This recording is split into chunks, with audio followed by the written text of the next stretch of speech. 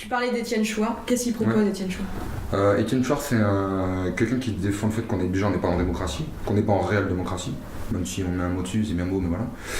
Et que du coup, il propose en gros un tirage au sort, un réel référendum, où des gens sont tirés au sort, ils décident ensemble de certaines choses, de certaines lois, et après, c'est soumis au peuple concrètement et on décide vraiment ensemble du coup de qu'est-ce qu'on peut faire. En Islande, non? En Islande, c'est pas... Je crois qu'en Islande, ouais, ou en pays du Nord, ouais, peut-être l'Islande du coup. Je crois que c'est l'Islande qui donne comme ça. Ouais. Et je pense qu'avec Internet qui est la base de tout maintenant, je trouve, enfin qui a un impact tellement important, ce serait super facile d'arriver à un système où en un clic on peut décider ou pas d'être d'accord avec certains idéaux, quoi. Je connais pas Étienne Chouard, mais en Islande, je crois qu'ils ont mis en place un système où c'est le peuple, enfin le peuple qui est élu, un peu comme les jurys en fin de compte, d'un procès. Et ils sont obligés de prendre vacances entre guillemets auprès de l'entreprise pour être au Parlement et voilà, ils tournent comme ça. Comme ça, vraiment, il n'y a pas de vrai discours en fin de compte. Tout le monde fait de la politique. C'est ça, tout le monde participe. Oui, vu que ça concerne tout le monde. C'est ça. Bah oui. La politique n'a pas à être un métier. Non. Déjà à partir de là, le fait que ça soit un métier, ça va impliquer une logique carriériste, une logique d'essayer de grimper les échelons, d'être prêt à tout. Et du coup, automatiquement, tu as une sélection naturelle qui se fait, qui va filtrer ceux qui sont prêts à... Oui, puis en partant de là, du coup, d'études, l'ENA, etc., est-ce qu'ils représentent vraiment le peuple? Enfin, est-ce qu'ils sont vraiment conscients de ce qu'on vit Non, moi, c'est juste qu'on est dans une mauvaise ère, je pense. En général, on a évolué du mauvais sens dès le départ, et de par l'éducation, de partout, l'américanisation entre guillemets, et pas que ça, mais l'éducation joue beaucoup, et on n'a pas suivi le bon chemin, je pense, parce qu'on n'est pas beaucoup à avoir des idées déjà politiques. Comme tu disais, beaucoup se mettent des œillères volontairement parce qu'ils n'ont pas qu'ils s'embêtent avec ça, ils ont assez de soucis avec le porte-monnaie, ou tout ce qui est financier, c'est le gros mot de la société maintenant, quoi. Et on est devenu matérialiste beaucoup, on a besoin de tout qui sert à rien. C'est tout à base d'argent. On consomme trop. On surconsomme même, c'est devenu une aberration. C'est facile. Donc là on rejoint le côté écologique avec la consommation. Et enfin, je ne vais pas dire révolution, mais il faudrait un remaniement, non pas des politiques, mais un remaniement du pays et des pensées, et même au niveau international, j'ai envie de dire. On est sur une petite vague avec les films comme Demain, comme les films de Arthur Bertrand, les films d'écologistes. Et je ne prends pas l'écologie à fond parce qu'après il faut que l'économie suive et voilà. Après c'est les mathématiques, c'est beaucoup de chiffres, hein, les banques, etc. On ne peut pas tout faire effondrer du jour au lendemain. Cantona il avait dit si demain personne ne va retirer de l'argent, on fait couler les banques, je sais pas quoi. C'est pas comme ça que ça se passe, c'est sur du long terme déjà, mais ça a commencé, mais ça depuis longtemps. Et on sait que ça va pas être demain que ça va se passer, le changement. Donc je sais pas, moi je suis un peu perdu. Moi je suis devenu, comme tous les Français, plus ou moins égoïste. Entre guillemets, moi si je vais voter c'est pour la France, c'est pas pour moi. Parce que moi je me... On se débrouille. Voilà, moi je suis dans la débrouille totale, mais si je vais voter c'est pour la France, c'est pas pour moi. Pour rebondir sur voter pour la France, moi le problème que j'ai avec ce genre de raisonnement, c'est qu'on légitime le système actuel. J'ai pas compris ce qu'on légitime le système actuel. Ouais. C'est-à-dire qu'on continue à faire durer le système actuel. Ouais. Et au final, moi, ce qui me gêne avec ça, c'est que si on fait le compte des voix que le président récolte au premier tour, c'est genre 25% de ceux qui ont voté. Donc au final, ça fait 15% des Français qui étaient vraiment représentés par ces candidats. Et ça donne un peu l'impression que c'est un peu la dictature, la minorité, quoi. La plus forte minorité. Après, on nous impose des partis, on voit toujours les mêmes personnes. Et c'est pas des personnes qui représentent le peuple, donc ça c'est pour ça qu'on a du mal à être représenté. C'est toujours les mêmes personnes, on voit toujours les mêmes personnes depuis des années, c'est toujours les mêmes partis. Oui, et tu parles d'abstentionnisme et de vote blanc. Sauf que ça fait des années, des quinquennats tous les 5 ans qu'il y a une évolution des votes blancs et l'abstention. Mais ça change rien, donc peut-être changer autre chose du coup. Mais alors, c'est pas parce qu'une chose n'a pas marché aujourd'hui qu'elle marchera pas demain.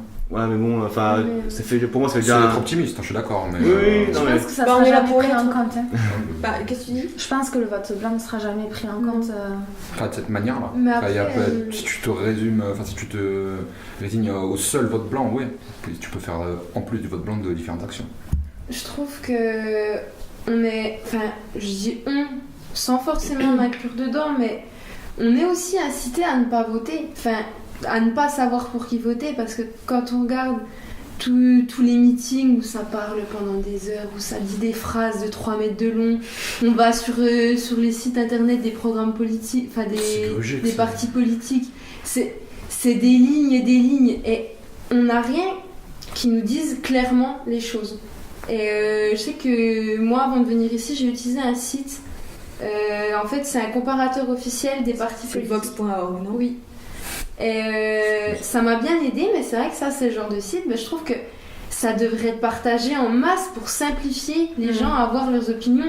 Parce que, je trouve que on nous incite pas, on nous encourage pas à aller vers la politique. C'est bateau. On va arriver aux périodes des élections, on aura TF1, on aura des meetings, on aura France 2, on aura des meetings, on aura France 3, on aura des meetings, et ce sera ça partout. Ça va être barbant, on va mettre un film. Ça n'est pas sans raison, après. Oui, mais je suis bien d'accord. Mais je veux dire, que le fait que Vox et tout ça, ce que tu as dit, ce soit pas mis en avant, c'est pas sans raison que c'est pas mis en avant. Oui, mais je me doute. C'est comme cette histoire de ne pas mettre de philosophie dans les filières professionnelles. Je rebondis sur quelque chose de totalement opposé.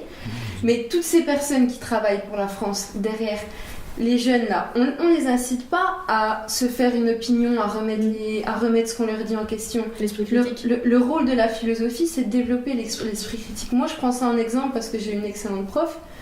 Mais c'est vrai qu'on apprend à remettre les choses en question. Et ceux qui ne font pas de philosophie, on est dans un moule. C'est un moule où on nous apprend à dire oui, à faire ce qu'on nous demande. Et c'est pas pour rien que c'est les filières professionnelles qui sont encadrés comme ça, parce que derrière, on nous incite aussi à fermer les yeux et soit à ne pas voter, soit à voter. Et on vote pour une tête, voilà, une couleur ou c'est du charisme. C'est exactement ça. Et pas pour un programme. Mais oui, non, mais c'est. Voilà, c'est.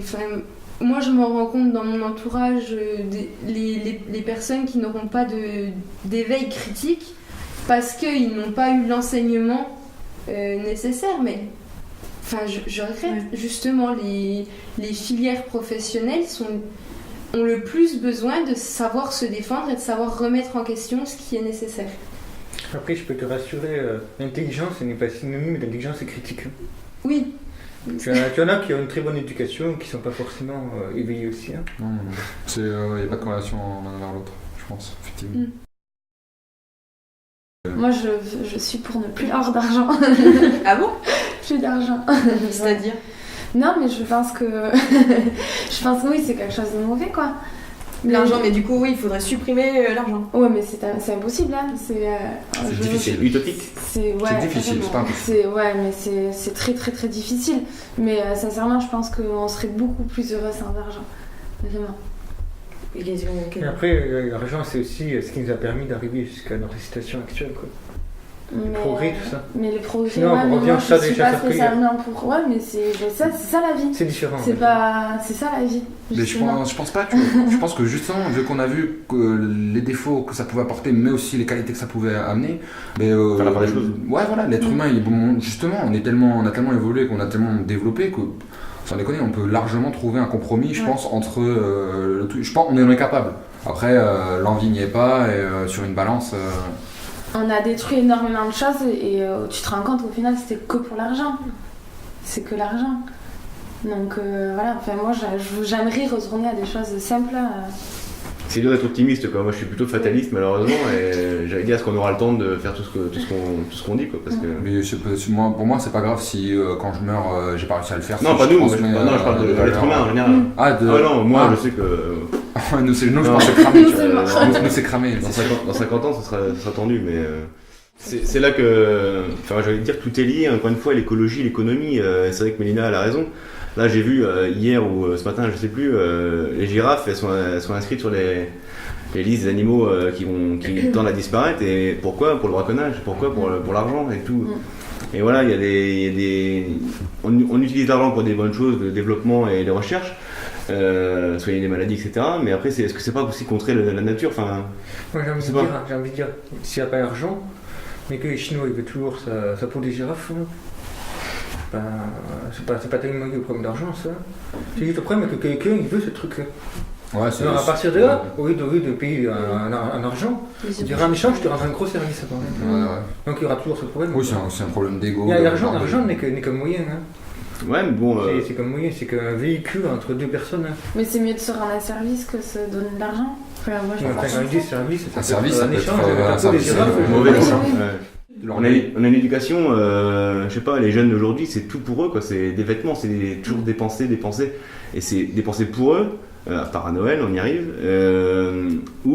Et c'est pas bon escient, quoi. Je veux dire, on vit pour soi, j'ai Oui, l'impression. mais en quoi l'être humain d'aujourd'hui est fondamentalement différent de l'être humain d'être siècle? Bah, la pensée, et la façon de faire, je sais pas. Moi je pense que l'être humain d'aujourd'hui est fondamentalement meilleur qu'avant. Qu'on tend toujours vers la bonne pente. À quel niveau? Il suffit de voir par exemple les questions de respect un peu d'écologie sociale et tout ça. Il y a clairement des avancées. Par exemple, tu prends il y a 40 ans, il y avait une explosion quelque part. Ouais, mais là, c'était n'importe quoi. On mettait deux, trois gros titres, Ouais. on passait au suivant quoi. Alors que maintenant on essaye quand même de mettre un peu plus ses formes. Il suffit de voir par exemple les entreprises qui font de plus en plus de rapports sociaux, ils prennent de plus en plus en compte l'aspect social, l'aspect écologique, l'aspect responsable. Moi je trouve. Mais pourquoi ils font ça? Parce Parce qu'ils le font pas par qu'ils contrainte. ont mal. Non, parce qu'ils ont mal agi peut-être. Je pense qu'ils font ça d'une part parce qu'ils sont obligés. par contre, c'est vrai. Et d'autre part parce que je pense que quand même, je pense que Prise de conscience. l'être humain en général continue à être sur la bonne pente, je pense. Moi, ce que je trouve dommage, c'est qu'en général, les partis politiques, que ce soit droite ou gauche, peu importe, moi je fais pas de sectarisme, n'abordent pas certains sujets qui vont pourtant être fondamentaux dans un avenir. Il y avait notamment, par exemple, le revenu minimum universel, qui était revenu un peu à la mode il y a quelques semaines, on a entendu 2-3 titres. Parce que moi, ma conviction d'un point de vue technologique, les emplois sont amenés à disparaître. Ça, c'est inéluctable. Les emplois sont amenés à disparaître. Et à partir de là, si la société étant basée sur la croissance économique et sur le fait que les gens, pour pouvoir vivre, ils ont besoin d'avoir un travail, pour avoir un salaire, à partir de là, s'il n'y a plus de travail, si on continue avec le fonctionnement actuel, il y avait 60% de chômage, il y avait 60%, 90% de misère et 10% de gens qui vont prendre la différence. Et les sociétés dans lesquelles on vit ne sont carrément pas pensées pour ça. Il faut vraiment faire un travail là-dessus. Et ça, clairement, je n'ai vu aucun politique qui évoque vraiment le sujet. Parce qu'au niveau de la destruction des emplois, c'est facile. Les voitures sans conducteur. D'ici 5-10 ans maximum, ça fait des millions de chauffeurs, des camions, des taxis au chômage. Le partage des voitures, ça fait tous les constructeurs automobiles, tous les garages automobiles qui vont avoir beaucoup moins d'activité. Par exemple, même moi, je fais de la programmation informatique, on commence à avoir des programmes qui programment. Donc à partir de là, on pourrait par exemple effectivement songer un peu au revenu minimum universel qui serait attribué à tout le monde. Après, libre à lui d'essayer de trouver des activités dans lesquelles il pourrait s'épanouir. Parce qu'après, clairement, je pense que c'est une bonne chose que certains emplois soient amenés à disparaître. Parce qu'il y a plein d'emplois qui sont chiants. Si on peut s'en passer, c'est pas plus mal, franchement. Ouais, c'est pas faux. Mais à condition que la personne en question puisse vivre dignement. C'est comme les choses que ne permet pas la société actuelle. Parce qu'avoir un boulot pour avoir un boulot, ça rime à rien. Mais ça, c'est ce que les gens ils pensent maintenant, il faut travailler pour vivre. Ouais, mais non. Enfin, vivre pour travailler et du coup travailler pour vivre après. Après, moi je pense que l'être humain a quand même besoin de travailler. Ça, c'est l'éducation. Oui. Mais pas de travailler dans le sens qu'on voit. Mais avoir un but, des activités. C'est plus avoir un but que travailler, tu vois. C'est plus travailler plus pour l'aspect intellectuel. Ouais, voilà. Accomplir quelque chose pour soi ou pour les autres, c'est tout est relatif. Mais plus que travailler pour. Moi j'ai bossé un an dans un fast-food, c'était purement pour payer mon appart sur Toulouse. Là, il y avait intérêt zéro. Après, personnellement, j'ai réfléchi à plein de. Ça m'a un peu ouvert l'esprit par rapport à certains trucs et tout. Ça m'a apporté de bonnes choses, mais grossièrement, ça, je souhaite à personne de travailler dans un fast-food, ça rime à rien. À part un chef. Ouais, mais là, je pense qu'on en revient à l'éducation aussi, le fait de travail. On va à l'école pourquoi ? Pour choisir une filière qu'on n'a forcément pas choisie au départ. Moi j'ai fait des filières, voilà.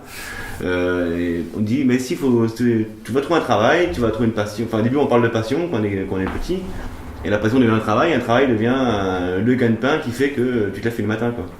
Et ça c'est ancré, et c'est ça qu'il faudrait changer justement. Je pense que les mentalités elles évoluent. Enfin, moi je vois dans mon entourage, maintenant on veut plus spécialement un métier, en fait on veut juste découvrir d'autres personnes, voyager. et retourner vraiment sur des choses concrètes et essentielles. J'ai l'impression que maintenant, le travail qu'on va faire, ça n'a plus vraiment d'importance, c'est plutôt ce qu'on va faire à côté. Ce qu'on peut trouver dans le travail. Ça dépend. Moi je veux devenir éducateur spécialisé et je sais que là-dedans, dans ce travail, je sais que je vais m'y épanouir dedans et je sais que ça aura rien d'intérêt après aussi. Après, c'est tout.